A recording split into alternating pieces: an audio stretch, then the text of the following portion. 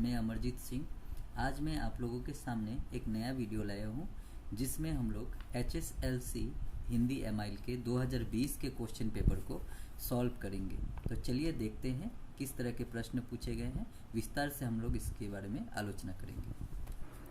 तो जैसे कि हम लोग देख सक रहे हैं, इसमें खंड क और खंड ख आता है और इसके साथ खंड क और खंड ग आता है, लेकिन हम लोगों को हिंदी एमआईएल वाले को खंड क और ख ही करना है। खंड ग जो है ये संस्कृत के लिए दिया जाता है। तो आगे देखते हैं इसमें प्रश्न। तो इसमें पहले जो शुरुआती पूछा गया है, इसमें पहले 1 नंबर के लिए सिर्फ इसमें 2 ही क्वेश्चन पूछे गए हैं और 2 नंबर के लिए 7 प्रश्न। तो पूछे गए प्रश्नों को हम लोग एक बार देख लें। तो पहला जो क्वेश्चन है पूछा गया है कि मुंशी प्रेमचंद का वास्तविक नाम क्या था। इसके साथ साथ हम आंसर देख रहे हैं। ये जो मैं आंसर आप लोगों के सामने रखा हूँ, ये सेवा बोर्ड की तरफ से आई हुई है। जो भी कॉपी चेक करने के लिए जाते हैं उनके पास ये एक दे दिया जाता है, जिसको देख के कॉपी चेक किया जाता है। इसके अनुसार ही कॉपी में मार्क्स दिया जाता है। तो देखें तो यहाँ पे दिया गया है मुंशी प्रेमचंद का वास्तविक नाम धनपत राय था। दूसरा क्वेश्चन यहाँ पे पूछा गया है, नमक के दफ्तर से मील भर पूर्व कौन सी नदी बहती थी। तो आंसर में अगर देखें तो यहाँ पे बोला गया है नमक के दफ्तर से मील भर पूर्व जमुना नदी बहती थी। उसके बाद 2 नंबर के लिए, संत कबीरदास के अनुसार ईश्वर का असली निवास स्थान कहाँ है। तो संत कबीरदास के अनुसार ईश्वर का असली निवास स्थान हृदय रूपी किले में है, दिल की धड़कनों में है। स्पष्ट उत्तर पर अंक दे, यानी इस तरह से अगर स्पष्ट उत्तर आएगा तो ही उसको दोनों में 2 मार्क्स दे दिया जाएगा। आगे जो लिखा गया है, साच कहो तो मारन धावे झूठे जग पतियाना, कवि ने यहाँ सच और झूठ की कौन सी बातों की ओर इशारा किया है। तो यहाँ पे क्या किया है, कवि ने यहाँ ईश्वर भक्ति के नाम पर किए जाने वाले पाखंड को झूठ और सहज तथा आडंबरहीन ईश्वर भक्ति को सच कहा है। उसके बाद आगे देखें तो, किस परिस्थिति में रामचंद्र की आंखों से आंसू बह निकले थे। तो पत्नी जानकी की आतुरता को देखकर रामचंद्र की आंखों से आंसू बह निकले थे। आगे देखें तो, ग्राम वधुओं ने सीता से क्या पूछा था। तो ग्राम वधुओं ने सीता से पूछा कि सांवले रंग वाले पुरुष उनमें उनके कौन हैं। ठीक ठीक उत्तर देने पर ही इस तरह के नंबर दिए जाएंगे। और भी बहुत सारे प्रश्न किए थे। पत्थर तोड़ने वाली स्त्री का परिचय कवि ने किस तरह दिया है। तो पत्थर तोड़ने वाली स्त्री का परिचय इस तरह दिया है कि मजदूरीन इलाहाबाद के पथ पर पत्थर तोड़ रही है। वो सांवले रंग की जवान स्त्री थी, उनके हाथ में भारी हथौड़ा तथा नजरें नीची किए हुए अपने कार्य में रत थी। आगे पूछा गया है, सिद्धार्थ ने घायल हंस के साथ कैसा व्यवहार किया था। तो सिद्धार्थ ने किस तरह से घायल हंस को उठा लिया, तीर निकाला तथा उपचार किया आदि वर्णन करने पे ही उसको नंबर दिया जाएगा। तो आगे देखिए, लेकिन इस बार के 2021 में ये जो पार्ट है ये इसको नहीं पढ़ना है। लाजवंती अपने पुत्र हेमराज को हमेशा छाती से लगाए क्यों फिरती थी। ये पार्ट भी इस बार के जो है सिलेबस में नहीं है। अब जो बातें करते हैं, तो हम लोग अगर देखें तो अगर सारे क्वेश्चन आंसर को हम लोग डिस्कशन करेंगे तो वीडियो बहुत ही बड़ा हो जाएगा। अब हम लोग जो है ग्रामर सेक्टर को सॉल्व करके अगर हमारा समय बचा तो हम ब्रॉड क्वेश्चन को भी करेंगे। तो आ जाते हैं अब हम लोग ग्रामर सेक्शन में। ठीक है दोस्तों, तो अब हम लोग आ जाते हैं अपने व्याकरण और रचना के यहाँ, जो क्वेश्चन नंबर 5 में है। पहला क्वेश्चन जो है इसमें दिया गया है पर्यायवाची शब्द लिखने के लिए। तो मेरा पहले वीडियो में भी पर्यायवाची विलोम सभी है, तो भी हम लोग इसको डिस्कशन कर लेते हैं। जैसे इसमें दिया गया है, हम अगर देखें तो दिया गया है आकाश। तो आकाश का गगन, आसमान, शून्य, अंबर, यम, व्योम, अनंत और बहुत सारे हो सकते हैं। बादल का अगर देखें तो जलद, पयोद, वारिद, अम्बुद, नीरद, मेघ। नदी का यहाँ पे दिया है सरिता, प्रवाहिनी, है ना, तटिनी, तरंगिनी। सड़क का रास्ता, पथ, मार्ग, बाट।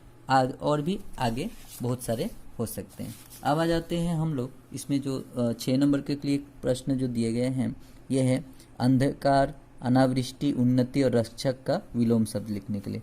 तो अंधकार का जैसे कि हम लोग देख सकते हैं प्रकाश, अनावृष्टि का अतिवृष्टि, और उन्नति का अवनीति, और रक्षक का भक्षक। उसके बाद आगे दिया गया है कि यहाँ पे शब्द जोड़े, इसको बोल सकते हैं हम लोग कि एक जैसे ही शब्द दो रहते हैं, उसके बारे में उत्तर देना है। तो पहला दिया गया है पवन और पावन। तो हम लोग यहाँ पे जैसे देख सकते हैं पवन का हवा होता है और पावन का पवित्र। दूसरा पूछा गया है अवधि। एक अवधि जो छोटी इकार होती है, इसका मतलब होता है निश्चित समय, और जिसमें बड़ी इकार लगी रहती है इसका मतलब होता है अवधि भाषा। यहाँ पे देखेंगे अपेक्षा और उपेक्षा। अपेक्षा का मतलब होता है इच्छा और उपेक्षा का मतलब होता है अनादर। उसी तरह से आदि और आदि, जिसमें छोटी इकार रहती है आदि, इसका मतलब होता है आरंभ, और जिसमें बड़ी इकार होगा इसका मतलब होगा अभ्यस्त, या कभी कभी सब्जी वाली आदि को भी इसमें बता दिया जाता है। अब हम लोग 8 नंबर के प्रश्न के लिए आते हैं। 8 नंबर में बोला गया है क्या कि शब्द समूह के लिए एक शब्द का उच्चारण करने के लिए, यानी अनेक शब्दों का एक शब्द। तो इसमें अगर देखें तो जो किए गए उपकारों को मानता है तो इसका हो जाएगा कृतज्ञ। दूसरा, जिसकी उपमा ना हो उसको बोलते हैं हम लोग अनुपम। शक्ति का उपासक यानी शाक्त, वह जिसकी प्रतिज्ञा दृढ़ हो इसको बोलते हैं दृढ़ प्रतिज्ञा। उसके बाद अब आ जाते हैं 9 नंबर में। 9 नंबर में समास दिया गया है। यहाँ पे अगर देखें तो केवल यहाँ पे समास के नाम को ही पूछा गया है, ठीक है। इसमें समास का विग्रह करने के लिए नहीं कहा गया है, तो ये आपके लिए बहुत ही अच्छा है, सुविधाजनक है। तो पहला पूछा गया है यथासंभव, यह अवयवी भाव समास है। दूसरा पूछा गया है रसोई घर, यह तत्पुरुष समास है। तीसरा पूछा गया है सत्सई, यह द्विगु समास है। और पाप पुण्य, यह द्वंद्व समास है। उसके बाद अब आ जाते हैं मुहावरे। 10 नंबर के लिए मुहावरे पूछे गए हैं। इसमें पूछा गया है अपना उल्लू सीधा करना, यानी अपना स्वार्थ पूरा करना या स्वार्थी के रूप में। दूसरा बोला है आग बबूला होना, यानी बहुत क्रोध करना। तीसरा, ईंट का जवाब पत्थर से देना, यानी शत्रु का मुकाबला दृढ़ता से करना। उसके बाद दंग रह जाना, यानी आश्चर्य में होना। अब आगे अगर देखें, इसको बोला है उपर्युक्त अर्थों से वाक्य बनाने पर अंक दे, यानी आप लोग को मुहावरे तो इसमें अर्थ को तो बता दिया गया, इसके वाक्य भी आपको बनाना पड़ेगा, तभी आपको एक एक में 1 नंबर करके पूर्ण जो है नंबर मिलेगा। अब आ जाते हैं 11 नंबर में। 11 नंबर में बोला है किसी एक वाक्य को सरल वाक्य में परिवर्तित कीजिए, यानी यहाँ पे 2 आपको वाक्य दिया है, कोई भी एक करना है, 1 नंबर के लिए पूछा गया है। तो बोला है पहला जो यहाँ पे प्रश्न पूछा गया है, जो गुरुजन है उनकी सेवा करनी चाहिए, ठीक है। तो इसमें क्या है, इसको क्या करना है, हम लोगों को सरल वाक्य में बदलना है। तो बोला है गुरुजनों की सेवा करनी चाहिए। उसके बाद बोला है क्या, सूरज उगा और अंधेरा भाग गया। तो इसका हो जाएगा यहाँ पे सूरज उगते ही अंधेरा भाग गया। अब आगे जो आते हैं 12 नंबर प्रश्न के लिए। इसमें पूछा गया है कि किन्हीं 2 वाक्यों को शुद्ध कीजिए। वाक्य शुद्धिकरण मैंने आप लोगों को कराया ही है, फिर भी इसमें देख लीजिए वाक्य। पहला यहाँ पे बोला है लड़का और लड़की आ रही है। तो यहाँ पे उत्तर में अगर देखें कि लड़का और लड़की आ रहे हैं। उसके बाद बोला है वो गाने की कसरत कर रहा है। ये इम्पोर्टेंट है, बार बार पूछता है। वह गाने का अभ्यास कर रहा है। उसके बाद पूछा है कि इस समय आपकी आयु कितनी है। ये भी पूछा जाता है बार बार। इस समय आपकी आयु कितनी है, अब आपकी उम्र कितनी है, दोनों में से कोई एक हो सकता है। आगे बोला है मुझे जोरों का भूख लगा है, और इसमें हो जाएगा मुझे बहुत भूख लगी है, ठीक है। तो इस तरह से हम लोग तो आगे देखते हैं। यहाँ पे 13 नंबर में एक पत्र लिखा गया है। परीक्षा की तैयारी के बारे में बताते हुए अपने मामा को एक पत्र लिखे, या अथवा में दिया है जल संरक्षण की आवश्यकता पर प्रकाश डालते हुए गुवाहाटी से प्रकाशित होने वाले दैनिक प्रभात के संपादक के नाम एक पत्र लिखो। तो यहाँ पे अगर देखें तो यहाँ पे उत्तर में लिखान पत्र नहीं लिखा है, लेकिन बता दिया गया कि क्या चीज़ देख के जो है एग्जामिनर जो है उसमें उसको नंबर दे। तो पहला बोला है संबोधन होना चाहिए, ये अभिवादन होना चाहिए, कलेवर, स्वनिर्देश, दिनांक, पता आदि। इन सभी जब विषय में आप लोग लिखेंगे तो इन्हीं को देख के आपको नंबर दिया जाएगा। ठीक है, तो यहाँ पे देखेंगे तो 5 पॉइंट दिया है, जिसके लिए आपको एक एक नंबर करके अगर दिया जाए तो आपको 5 नंबर इसमें मिलेगा। आगे देखिए तो परिपूरक पाठ यानी वैचित्रमय असम से, मैं जिस तरह से आप लोगों को कहा था कि वैचित्रमय असम से आप लोग क्या देखना है कि किसी भी 2 जनजातियों के बारे में आपको देखना ही है। उसके बाद यहाँ पे दिया गया है क्या, योगदान उनका, जनगोष्ठियों के एक व्यक्ति का योगदान। लेकिन आप लोग जो है इस बार व्यक्तियों के योगदान में 2-3 व्यक्तियों के योगदान को देख सकते हैं। जो पार्ट आप याद करेंगे जनगोष्ठी का उसके बारे में, तो यहाँ पे यही बात बताया गया है कि उनके योगदान के बारे में अच्छे से अगर लिखोगे आप लोग तो ही आपको नंबर दिया जाएगा। उसके बाद जो अगला एक आता है 16 नंबर में दिया गया है अनुच्छेद लिखना। इसमें दिया गया है अनुच्छेद में अपना प्रिय ग्रंथ, हाँ, अधजल गगरी छलकत जाए, होनहार, बीरवान के होत चिकने और परोपकार।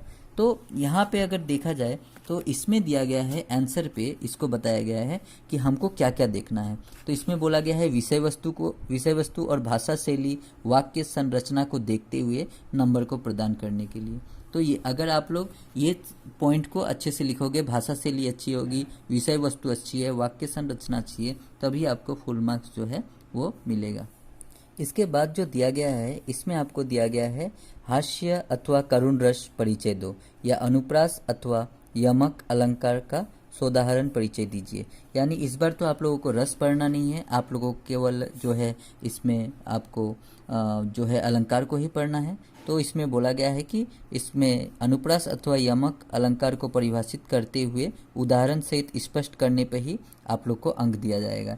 यानी आप लोग अगर इसका उदाहरण नहीं देंगे तो आपको उसमें से नंबर कटा हुआ दिया जाएगा। तो यहाँ ये सब बी ग्रुप के हैं। अगर मैं सभी बोलते जाऊँ तो वीडियो बहुत ही बड़ा हो जाएगा बी ग्रुप का, लेकिन आपको मैं ये इस तरह से वीडियो में ही कुछ दिखा दे रहा हूँ। तो यहाँ पे अगर देखें ग्रुप बी में भी बहुत सारे प्रश्न पूछे गए हैं जो बड़े बड़े होते हैं, 4 नंबर के लिए, 3 नंबर के लिए, 5 नंबर के लिए। अगर मैं इन सब का अगर डिस्कशन करूँ तो ये बहुत बड़ा वीडियो हो जाएगा, इसलिए मैं एक नया और वीडियो बना के आप लोग को ये प्रश्न को भी हल करके आपको बताऊंगा। तो आज के लिए धन्यवाद।